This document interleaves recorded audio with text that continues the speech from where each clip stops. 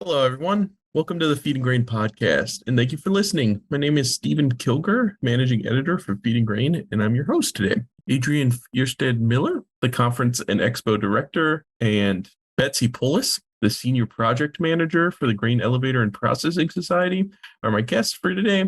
They stopped by to talk about how they work on finding educational programming for their trade shows and conferences, how they balance education and network at those events, and about their upcoming leadership and Brazilian conference, VICTAM. But before we get into that, if you're listening to this podcast in a podcast app, please consider subscribing and leaving a review if you can. It really helps us out and makes it so the podcast can grow. Thank you so much again for listening. On to the conversation. Hey, Adrian. Hey, Betsy. Thanks for joining me on the Feed and Grain podcast. Hi, thanks for having us. Yeah, it's great to talk to you. I decided to reach out because you guys have a leadership conference next week and a bunch of other trade shows coming up are happening soon. And I just kind of wanted to talk to you a little bit about how we can use trade shows to further the education in our professional fields. And do you mind telling everyone a little bit about what you do and what you do for the GEAPS organization and just a little bit about yourself? I can start. So I'm Betsy Polis, Senior Project Manager with GEAPS. I've been with GEAPS for many years and played a lot of different roles. Right now, my main role is really focused on education. So I work with committees and plan GEAPS education via special events, whether that be GEAPS Exchange, GEAPS Leadership Conference, or our newest GEAPS co-hosted event, which is VICTAM Latam in Brazil. I'm Adrienne Fierstead Miller. I am the Conference and Expo Director for GEAPS. So my primary role is a lot of just overall general production for our events. I work with the different sites. I do contracting. I am sort of like the general contractor when it comes to contracting our different vendors for expo production and just general oversight. Excellent. So full disclosure, I've actually been to the leadership conference. I think it was maybe 3 or 4 years ago. I thought it was a great gathering. And can you tell me a little bit more about the GEAPS Leadership Conference, what the goal is, who tends to come, and what topics you want to discuss there? So our last leadership conference in person was 2019 in the Twin Cities area. And we've tried virtual, which also had their own successes, but this is our first year back in person. So we're really excited. One of the GEAPS board of directors goals with this is that we really wanted to sort of take this on the road and bring the educational aspects to different pockets of our chapter members and regions that maybe don't always get to attend GEAPS Exchange, our annual conference. The cool thing about this being in Portland is that definitely serves a pocket of the industry where we haven't been in a really long time. So Exchange will be in the Midwest for many years in a row. And the education at Exchange focuses a lot on technical aspects. And this leadership conference is more of an opportunity for our industry to come together in more of an interactive workshop style format to focus on specific leadership and development skills. So a little different style. Very cool. And it's great that you guys are moving it around. While I do love the consistency of having Exchange in Kansas City every year, I do miss that moving around aspect a little bit. So it seems great that you guys are trying to cover that. So it's in Portland this year. And what can kind of attendees expect when they arrive? Yes. So the event is in Portland at the Holiday Inn Columbia Riverfront. We are anticipating 2 days of networking and education and interaction. It'll start out with a supplier showcase where our attendees will be able to interact with tabletop exhibitors and enjoy lunch with a full afternoon of education, followed by a day of additional networking and opportunities to see those tabletop exhibits and more education. To dive a little bit deeper into what we're offering for education, we're focusing on building leadership excellence. We really built 3 different facets off of that. So topics include things like front lines of leadership and how no other level of leadership has more day-to-day interaction than the frontline leader, and no other level of leadership has more bearing on whether a person stays, leaves, or flourishes or flounders. So we have a speaker coming in to speak on that. And we also have someone coming in to talk about proactively managing conflict and another coming in to talk about leading through change. So we're really excited about the 3 different topics. And it's not just a speaker speaking to, all 3 will be very interactive, and there'll be group discussions, tabletop activities, and case studies to go over as well.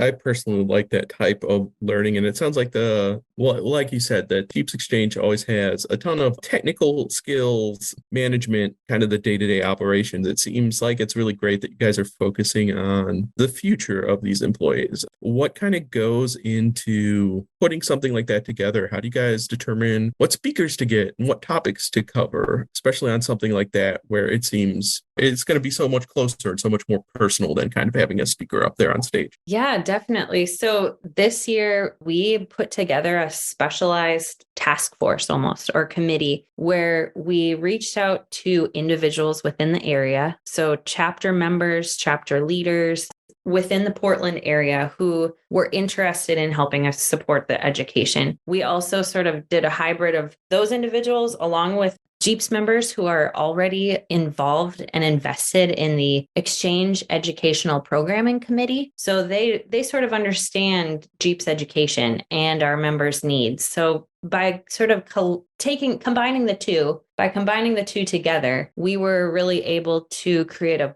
wealth of knowledge to be able to put a list of topics together that were relevant to GEAPS members in the Portland area, but across the board as well. So we're really excited about that.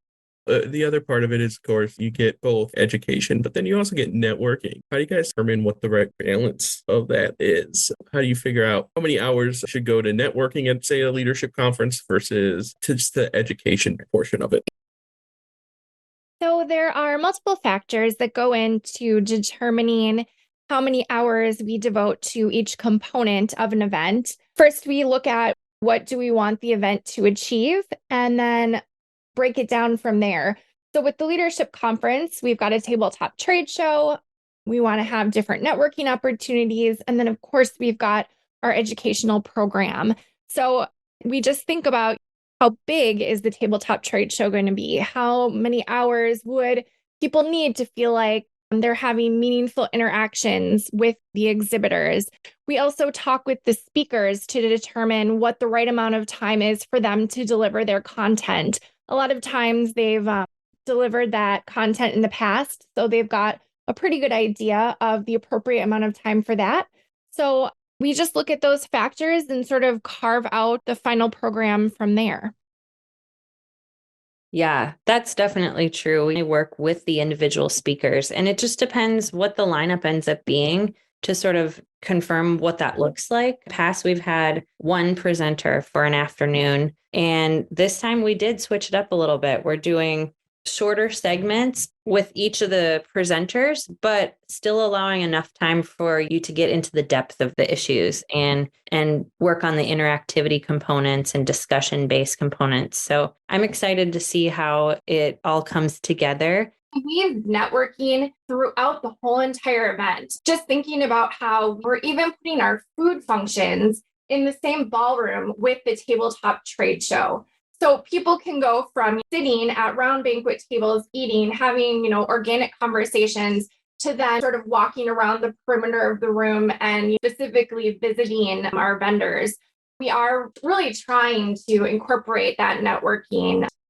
You guys find a key to give a bunch of different types of networking? Because, not everything's for everyone. So you have your meal networking, where you can get food and go sit at a table and have a more casual chat. And then you have trade show networking, and then you have parties. You guys try to vary it so everyone can be included, or what's the goal usually with stuff like that?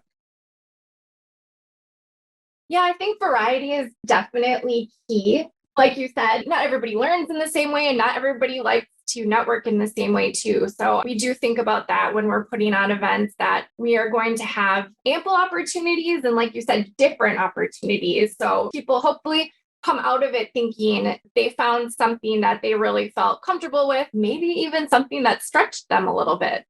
I don't know if we mentioned the exact dates of the leadership conference, and can people still register on site if they want to?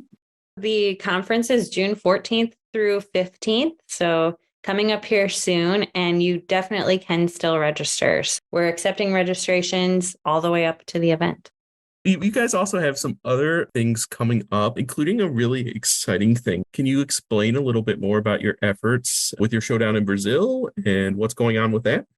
Yeah, we're really excited because GEAPS is having their first South American event. It's set for October 3rd through 5th, 2023 in Sao Paulo, Brazil. The event is called Victom Latam, and it's in partnership with Victom International. So we're really excited to be bringing our members and the industry another opportunity to expand their reach. Yeah, we've got the Jeeps pavilions. We've got a certain section of the floor plan for companies that work in the grain handling and processing industry, many of whom have probably exhibited with us at Exchange in the past, and they're interested in working overseas or just sort of getting a feel for maybe what the market is like there. We've got exhibitors already signed up, and we do have some stands available still. We're looking to have more companies join us. If there's interest, feel free to reach out. And same goes for education. We are working on building an educational program for the industry in Brazil. So if you are interested in presenting, please definitely reach out as well. We have some open spots still available. Your pages on your website for both shows will be linked in the description of the podcast. Any other information, anything else I can link down there. I'll have a good time. So people should be able to find just about anything they need in the show description. So I'm going to come to kind of the crux of this entire interview. What value do you feel like going to a trade show type of education and experience offers versus, someone who could have their employee train online or go to a class for a few weeks? Because I think it really is a unique type of learning. Yeah, I can start. I'm sure we both have something to add. I would definitely say that the biggest thing we hear from our GEAPS board, attendees via surveys, things like that, is that the connections that you make at an in-person event are just so much more valuable than what can be made virtually. And that really goes a long way for GEAPS members and for anybody attending in-person events. We hear a lot of great stories about how one attendee was able to connect with another, and maybe months down the road, they remembered a conversation that they had and they reached out to that person and they helped them with a problem that they had at their facility. I think that's the biggest thing, is the connections truly can never be replicated or replaced. Yeah, and I might add something that I think is unique about trade shows versus traditional learning environments. If you're in a classroom setting, there are a lot of people who might have a question, but they feel intimidated to ask it in front of a large group. Whereas you are at a trade show, you are just having sort of a one-on-one conversation between you and the vendor. And I think it can be easier for people to get their questions answered in that kind of format. I also think with a trade show, you might not even realize what you're going to learn that day. You might sign up for a class and you know exactly what the topic is, but as you're walking through a trade show, you might just stumble upon something that piques your interest, and then all of a sudden learn about some product that might be really beneficial. And you had no clue that that day you were going to go there and glean that knowledge. So I think the spontaneity of what you could learn at a trade show is also really cool. Yeah, definitely. And I mean, I'm a weird case because I'm a journalist, but that one-on-one also goes with the education sessions. Because while you can usually ask a question during it, there's usually a question portion. You can also go up to the speaker afterwards. And I've never been to a trade show where they haven't been willing to exchange emails and answer questions later. So it's a great way to meet those experts. And like you said, it's traditional education. You're never going to really stumble across like the newest technology and things, which is always kind of exciting about trade shows, is you get to see really what's new out there.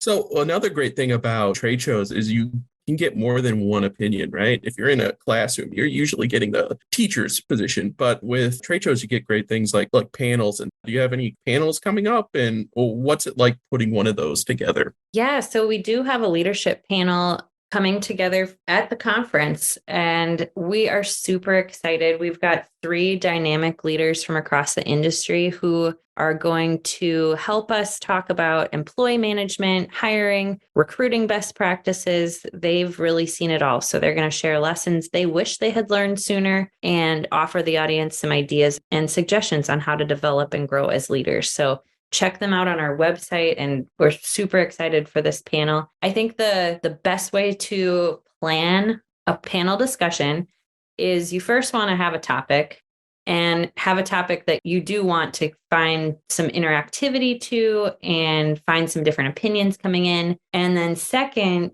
you want to sort of reach out within your network and find individuals who cast a broad net of that topic. And I think that's the best advice I have, is just like cast that net wide.